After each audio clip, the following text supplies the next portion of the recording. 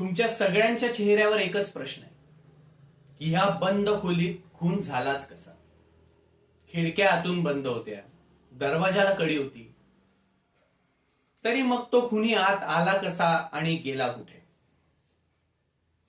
इन्स्पेक्टरांना वाटलं हे सुसाईड, कारण सुसाईड नोट ही मृतकाच्या हस्ताक्षरातच लिहिलेली होती.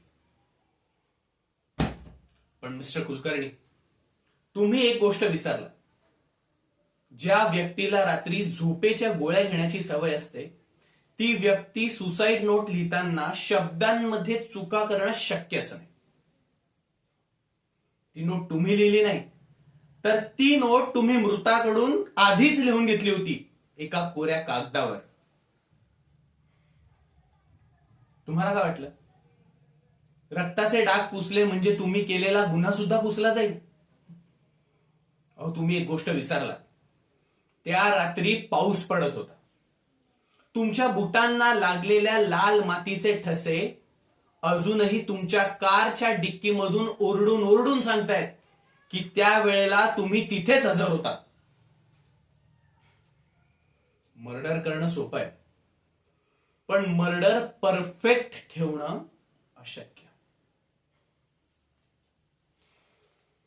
म्हणून तुम्ही सायनाइड चहामध्ये मिक्स न करता साखरदाणीत टाकलं, कारण तुम्हाला माहित होतं या घरामध्ये फक्त मृतालाच चहामध्ये साखर घेण्याची सवय. पण आता खेळ संपलाय. तुम्ही रचलेलं हे चक्रव्यूह तुमच्याच गळ्याभोवती फास बनून आवळलं गेलंय. सांगा सगळ्यांना की तुम्हीच अद्वैत देसाईंच्या चौकशीपासून वाचण्याचा प्रयत्न करत होतात, जे कधीच कोणाला चुकत नाही.